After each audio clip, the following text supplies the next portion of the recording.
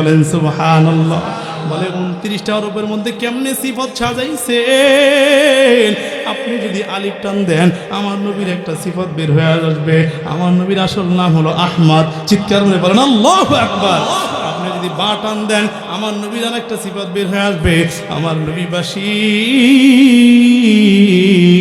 আপনি যদি তা টান দেন আমার নবীর আর একটা সিফত বের হয়ে আসবে, আমার নবী সবচাইতে বড় তাকী। নবীর মতো এত বড় মুত্তাকী, আল্লাহকে ভয় করনেওয়ালা জমিনের মধ্যে কেউ নাই। তুমি যদি সা টান দাও আমার পয়গম্বর আর একটা সিফত বের হয়ে আসবে। আমার পয়গম্বর সাকিয়ে কাউসার নবী। নবীর সাথে আসমানের তুলনা চলে না, নবীর সাথে জমিনের তুলনা চলে না, নবীর সাথে পাহাড়ের তুলনা চলে না। আমার পয়গম্বরের সাথে দুনিয়ার কোনো জিনিসের তুলনা চলে না। নবীর মিসাল দুনিয়ার কেউ হয় না। এই বাবা আমি আপনাদেরকে বোঝাবার জন্য বলি, ভালো করে শুনে নেন। আপনি যদি হাত টান দেন আমার পয়গম্বর আর একটা সিফত বের আসবে। আমার পয়গম্বর হাবিবুল্লাহ, আর একটা সিফত হলো হাবিবুল্লাহ। হাবিবুল্লাহ হলো আল্লাহর দোস্ত, খলিলুল্লাহ মানে দোস্ত, হাবিবুল্লাহ মানে হলো দোস্ত। ওলামায়ে ইকরাম স্টেজের মধ্যে আছেন, খলিলুল্লাহর শাব্দিক অর্থ দোস্ত, হাবিবুল্লাহ শাব্দিক অর্থ দোস্ত। তবে দুই দোস্তের মধ্যে লব্জানগত পার্থক্য আছে, মানানগত কোনো পার্থক্য নাই। তবে মানানগত পার্থক্য না থাকলেও পারিভাষিক চমৎকার একটা পার্থক্য আছে। বলে কি পার্থক্য? ইব্রাহিম আলাইহিস সালাতু ওয়াস সালামকে আল্লাহ তাআলা খলিলুল্লাহ উপাধি দিয়েছেন, আমার পয়গম্বরকে আল্লাহ হাবিবুল্লাহ উপাধি দিয়েছেন। ইব্রাহিম নবীকে খলিলুল্লাহ উপাধি দিলেন কেন? আমার পয়গম্বরকে হাবিবুল্লাহ উপাধি দিলেন কেন? এটা ভালো করে জানা দরকার আছে না নাই? কথা বলেন না কেন, আছে না নাই? বলে ইব্রাহিম আলাইহিস সালাতু ওয়াস সালাম আমার আল্লাহকে খুশি করে আল্লাহর কাছ থেকে খলিলুল্লাহ উপাধি পেয়েছে। আমার আল্লাহ অর্ডার করেছেন, পয়গম্বর ইব্রাহিম তুমি তোমার সন্তানকে বনবাসের মধ্যে ফেলে দিয়ে আসো। ইব্রাহিম আলাইহিস সালাতু ওয়াস সালাম একবারও দেরি করে নাই, নিজের সন্তানকে বনবাসের মধ্যে ফেলে দিল। বলছেন আগুনের মধ্যে চলে যাও, ডাইরেক্ট আগুনের মধ্যে চলে গেল। ইব্রাহিম আলাইহিস সালাতু ওয়াস সালামকে আল্লাহ অর্ডার করেছেন তুমি তোমার সন্তানকে কুরবানি করো। পয়গম্বর ইব্রাহিম একবারের জন্য চিন্তা করেন নাই আল্লাহ মানুষকে জবাই দিয়ে দিব কেমনে হয়। ইব্রাহিম নবী একবারও চিন্তা করে নাই, নিজের সন্তানকে জবাই করার জন্য প্রস্তুত হয়ে গেছে। প্রথমবার জবাই দেয় হয় না, দ্বিতীয়বার আবার যখন জবাই দিতে নেয় আল্লাহ তাআলা ডাক দিয়ে কয় পয়গম্বর ইব্রাহিম কদ সাদ্দাকতার রুইয়া, তুমি তোমার স্বপ্নকে বাস্তবায়ন করেছো, আমি আল্লাহ তোমার উপর খুশি হয়ে গেলাম। চিৎকার করে বলেন আল্লাহু আকবার। আল্লাহ খুশি হইয়া পয়গম্বর ইব্রাহিম রে খলিলুল্লাহ উপাধি দিয়েছেন, জোরে কোন সুবহানাল্লাহ। কিন্তু আমার পয়গম্বরকে আল্লাহ তাআলা হাবিবুল্লাহ উপাধি দিয়েছে, যার পারিভাষিক অর্থ হলো পয়গম্বর। আপনি আমি আল্লাহকে খুশি করবেন না, আমি আল্লাহ আপনারে খুশি করে দিব, জোরে কোন সুবহানাল্লাহ। ও পয়গম্বর আমি আল্লাহ আপনারে খুশি করে দিব, জোরে কোন সুবহানাল্লাহ। এর নবীর উম্মতের দল, আপনি যদি খটান দেন আমার নবীর আর একটা সিফত বের হয়ে আসবে, আনা খাতামুন নবিয়্যিন লা নাবিয়্যা বাদি। আমার নবীর পরে আর কোন নবী জমিনের মধ্যে আসবে? কথা বলেন না কেন? আসবে? কাদিয়ানীরা কয় নবীর পরে নাকি নবী আসবে। এরে নবীর উম্মতের দল, নবীর পরে কোন নবী আসবে না। আমার পরে আমার নবীর উম্মত, আমার নবীর পরে যারা নবী দাবি করবে ওরা বিনা দলিলে ভণ্ড, কাফের, মুরতাদ। কথা ঠিক না বাড়ি যারা কয় এ বাবা। পয়গম্বর হাদিসের মধ্যে জানায়া দেন আনা খাতামুন নবিয়্যিন লা নাবিয়্যা বাদি, আমার নবীর পরে আর কোন নবী আসবে না। আমার নবীর পরে আর কোন নবী আসবে? কথা বলেন না কেন আসবে? বলে নবীর পরে আর কোনো নবী দরকার নাই।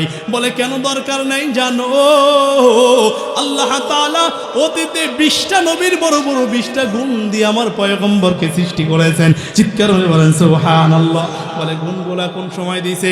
এই যে সবে মেরাজ চলে, মেরাজের সময় পয়গম্বর যখন আকাশ ভ্রমণে গিয়েছেন, যখন ঊর্ধ্ব ভ্রমণে গিয়েছেন, মেরাজের মধ্যে পয়গম্বর যখন গিয়েছেন ওই সময় আল্লাহ তাআলা জিবরাইলের মাধ্যমে পয়গম্বরকে ডাক দিয়ে বলেন ও জিবরাইল আমার পয়গম্বরের শিকেম চাক করে দাও, নবীর সিনাটা ফিরে এরপরে ঝমঝমের পানি দিয়ে ধুইয়া পরিষ্কার করে দাও, কারণ দুনিয়ার লোভ লালসা আমার পয়গম্বরের অন্তর থেকে বের করে দাও, কিন্তু এক্সট্রা কিছু গুণ নবীর সিনার মধ্যে ঢুকায়া দাও।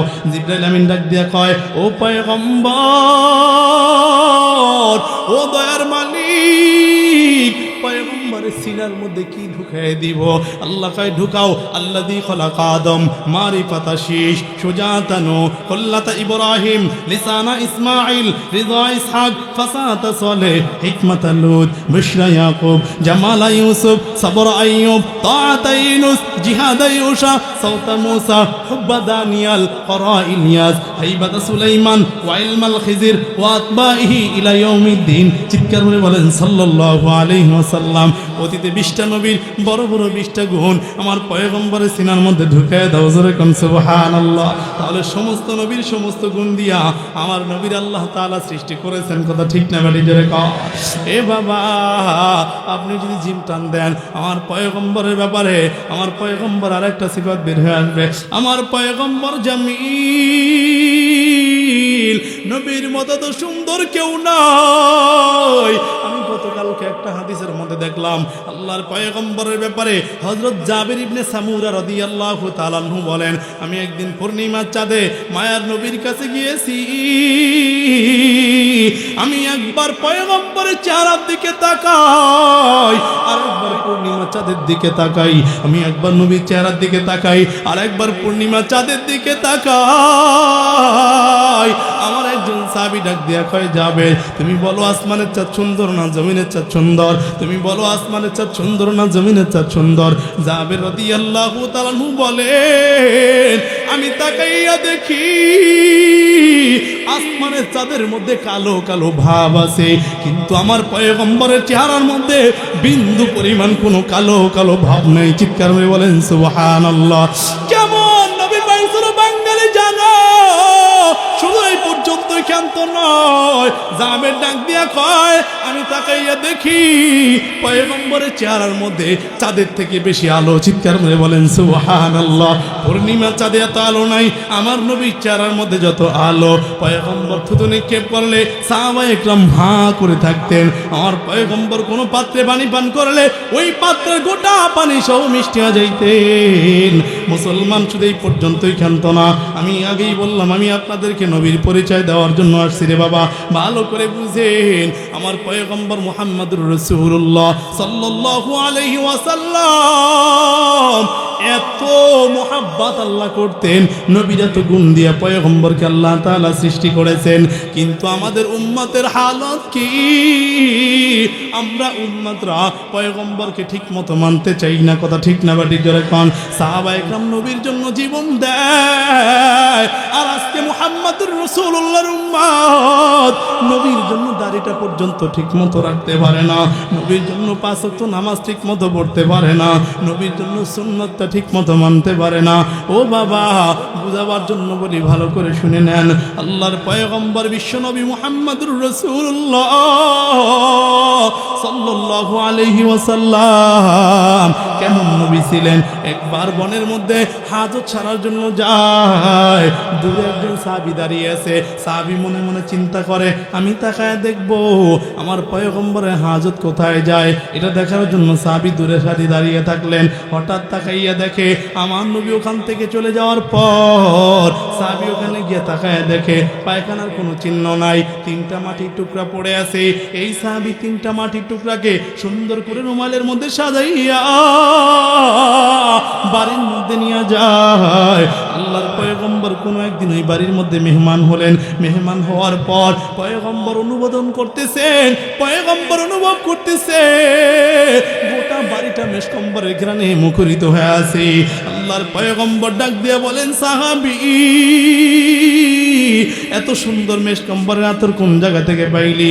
বলে, পয়গম্বর আমি তো কোনো মেশকম্বরের আতর ব্যবহার করি নাই। তাহলে এইগুলা কোন জায়গা থেকে পাইলি? বলে, পয়গম্বর আপনি অমুক দিন অমুক জঙ্গলের মধ্যে হাজত ছাড়ার জন্য গিয়েছেন। আমি মনে মনে চিন্তা করলাম, দেখবো নবীর হাজত কোথায় যায়। ওখানে গিয়ে তাকায় দেখি পায়খানার কোনো চিহ্ন নাই, হাজতের কোনো চিহ্ন নাই, 3টা মাটির টুকরা পড়ে আছে। ওই 3টা মাটির টুকরার মধ্যে এত সুন্দর চমৎকার ঘেরান। আমি 3টা মাটির টুকরাকে সুন্দর করে রুমালের মধ্যে সাজাইয়া বাড়ির মধ্যে নিয়ে আসলাম। যতদিন পর্যন্ত এই 3টা মাটির টুকরা আমার বাড়িতে ছিল, গোটা বাড়িটা মেশকম্বরের ঘ্রাণে মুখরিত হয়ে আছে। চিৎকার করে বলেন সুবহানাল্লাহ। শুধু এই পর্যন্তই নয়, আমি যদি আপনাদেরকে একটু পিছনে নিয়ে যাই, আল্লাহর পয়গম্বর রাহমাতুল লিল আলামিন যখন দুনিয়ার মধ্যে আসেন নাই, পয়গম্বরের বাবা যখন দুনিয়া থেকে বিদায় হয়, হযরত আমিনা রাদিয়াল্লাহু তাআলা আনহা রাস্তা দিয়ে হেঁটে যায়। আমিনার শরীর থেকে মেশকম্বরে ঘেরান ছড়ায়। এলাকার লোকেরা আব্দুল মুত্তালিবের কাছে গিয়া কয়, তোমার পুত্রবধূ আব্দুল্লাহর স্ত্রী তিনি তা বিধবা, তিনি আতর ব্যবহার করে কেন?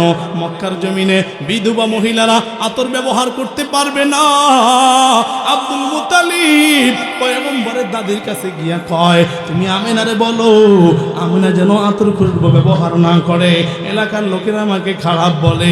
আমিনা ডাক দিয়া কয়, আমি বলতে পারবো না, আপনি গিয়ে আপনার পুত্রবধূর বলেন। এবার আমিনা পয়গম্বরের মায়ের কাছে, আমিনার কাছে যখন নিয়ে যায়, আব্দুল মুত্তালিব ডাক দিয়া কয়, ও আমিনা তুমি এত খুশবু ব্যবহার করো কেন? আমিনা এই কথাটা শুনে নিজের ভিতরে একটা ইতস্তত এসেছে, আমি তো কোনো কিছু ব্যবহার করি নাই, তাহলে আমার উপর উল্টা তোমার দিল কেন? এটা বইলা মাটির মধ্যে কিছু থুতু নিক্ষেপ করেছেন। থুতু নিক্ষেপ করার সাথে সাথে আব্দুল মুত্তালিব বলেন, আমি তাকাইয়া দেখি থুতুর মধ্যে থেকে মেশকম্বরের ফোয়ারা বের হইতেছে। চিৎকার করে বলেন আল্লাহু আকবার। শুধু এই পর্যন্তই ক্ষান্ত নয়, এর নবীর উম্মতের দল। আমি পয়গম্বর এটা বুঝাই আমি আপনাদেরকে নির্দিষ্ট একটা জায়গায় নিয়ে যাইতেছি, ভালো করে বুঝেন রে বাবা। আমিনা ডাক দিয়া কয়, আব্দুল মুত্তালিবের স্ত্রী ডাক দিয়া কয়, কিছুক্ষণ আগে আমিনা গোসলখানায় গোসল করেছিল, আপনি একটু গোসলখানার মধ্যে গিয়ে তাকায় দেখেন।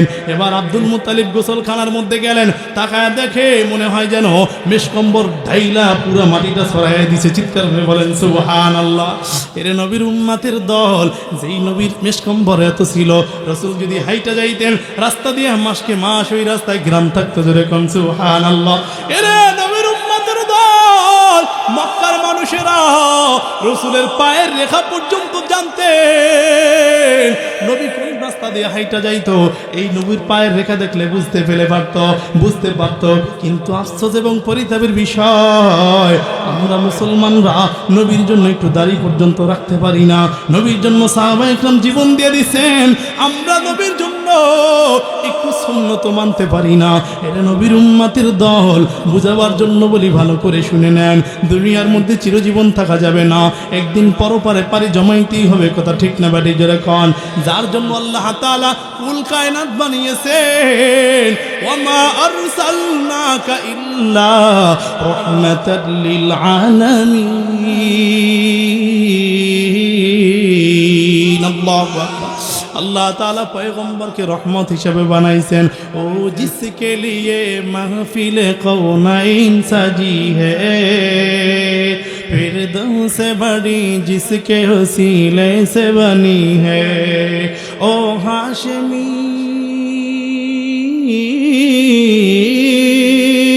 ओ हाशमी मक्की मदनी अरबी है। ओ मेरा नबी सबाई, ओ मेरा नबी मेरा नबी मेरा नबी है। ओ मेरा नबी मेरा नबी मेरा नबी है। वो मेरा नबी है, ओ जिसके लिए महफिल कौनैन सजी है। फिरदौस से बड़ी जिसके वसीले से बनी है। ओ हाशमी ओ हाशमी मक्की मदनी अरबी है। ओ मेरा नबी मेरा नबी मेरा नबी है। ओ मेरा नबी मेरा नबी मेरा नबी है। वो मेरा नबी है। अहमद बे मोहम्मद है, वही ख़त्म रसूल है। मखदूम रबी है, वही वाली कुल है। उस पर ही नजर उस पर ही नजर सारे जमाने की लगी है। ओ मेरा नबी मेरा नबी मेरा नबी है ओ मेरा नबी मेरा नबी मेरा नबी है वो मेरा नबी है अल्लाह का फरमान है अलम नशरह लका सदरका मंसूब है जिससे वरफाना लका जिक्रका जिस जात का कुरान जिस जात का कुरान में भी जिक्र जली है ओ मेरा सबाई ओ मेरा नबी मेरा नबी मेरा नबी है ओ मेरा नबी मेरा नबी मेरा नबी है वो मेरा नबी है मुज़म्मिल यासीन व मुद्दसिर ताहा क्या शान है अलकाब से मौला ने पुकारा क्या शान है उसकी क्या शान है उसकी है जो उम्मी लक़बी है ओ मेरा नबी मेरा नबी मेरा नबी है ओ मेरा नबी मेरा नबी मेरा नबी है वो मेरा नबी है ओ इनका नबी उनका नबी सबका नबी है ठीक है ना এই কালে মা পড়বে যারা কাজে লাগবে মরণ বেলা ঠিক না এই কালে মা পড়বে যারা কাজে লাগবে মরণ বেলা এই কালে মানুষ নিতে এই কালে মানুষ নিতে কবর হবে তোমার উজালা লা ইলাহা লা ইলাহা জোরে লা ইলাহা লা ইলাহা ইল্লাল্লাহ লা ইলাহা ইল্লাল্লাহ লা ইলাহা জোরে লা ইলাহা লা ইলাহা ইল্লাল্লাহু সাল্লাল্লাহু আলাইহি ওয়াসাল্লাম এর নবীর উম্মতের দল যে কথা বলতেছিলাম আমাদের রবকে মুহাব্বতে বলেন কে আমাদের নবীকে মুহাম্মাদুর রাসূলুল্লাহ চিৎকার করে বলেন সাল্লাল্লাহু এ বাবা বোঝাবার জন্য বলি পয়গম্বর বলেন যদি কোনো ব্যক্তি আমার উপর একবার দুরূদ পাঠ করে মান সাল্লাল্লাহু আলাইহি ওয়াহিদাতান সাল্লাল্লাহু আলাইহি আশারা আল্লাহ তাআলা তার উপর 10 বার রহমত পাঠায় চিৎকার করে বলেন আল্লাহু আকবার মুসলমান বোঝাবার জন্য বলি ভালো করে বুঝেন দুনিয়ার মধ্যে চিরজীবন থাকা যাবে না একদিন পরপারে পারি জমাইতেই হবে কথা ঠিক না বাড়ি যেরকম আমি যদি আমার পয়গম্বরের আদর্শ নিয়ে চলতে পারি আল্লাহ কিয়ামতের ময়দানে আমাদেরকে জান্নাতের মালিক বানায় দিবে যেরকম সুবহানাল্লাহ এ বাবা আমি একটা কথা বলে আমি আমার আলোচনা শেষ করে দিব আল্লাহর পয়গম্বর দুনিয়া থেকে যখন বিদায় হয়ে যাবেন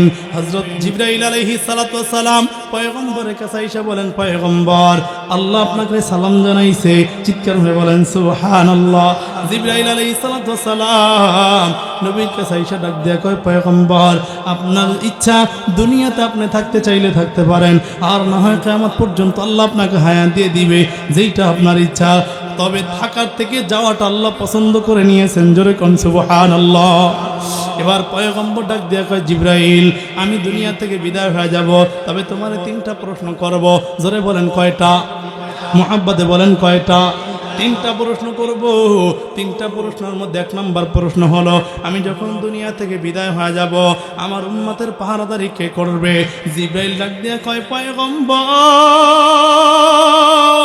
আপনার কোনো চিন্তা নাই ও পয়গম্বর আপনার কোনো চিন্তা নাই আল্লাহর পয়গম্বর ফোফায় ফোফায় কান্নার আওয়াজ ডাক দেয়া কয় জিবরাইল তুমি জানো আমি উম্মতের কেমন পাগল আগে বলো আমার উম্মতের পাহারাদারি কে করবে এবার জিবরাইল ডাক দেয়া কয় পয়গম্বর আপনার উম্মতের পাহারাদারির দায়িত্ব নিয়েছেন, জোরে বলেন কি? আর জোরে বলেন কে? আপনার উম্মতের পাহারাদারি দায়িত্ব নিয়েছেন আমার আল্লাহ। আল্লাহর পয়গম্বর ডাক দিয়ে কয়, আমার উম্মতকে মারার জন্য রাশিয়া আসবে, আমার উম্মতকে মারার জন্য চায়না আসবে, আমার উম্মতকে মারার জন্য আমেরিকা আসবে, আমার উম্মতকে মারার জন্য দুনিয়ার বিভিন্ন রাষ্ট্র থেকে আমার উম্মতের উপর বোমা হামলা চালাবে। এই সময় আমার উম্মতের পাহারাদারি কে করবে? পয়গম্বরকে জিবরাইল ডাক দিয়ে কয়, কোনো চিন্তা নাই, আপনার উম্মতের পাহারাদারি করবে, জোরে বলেন কি? আরে নবীর উম্মতের দল, তাকাইয়া দেখো সারা দুনিয়ার মধ্যে মনে হয় যেন মুসলমানদের বিদায়ের ঢঙ্কা বাজে, মুসলমানদেরকে দুনিয়া থেকে চিরতরে শেষ করে দিবে। ফিলিস্তিনের মধ্যে মুসলমানদেরকে অকাতরে মারে, লেবাননের মধ্যে মুসলমান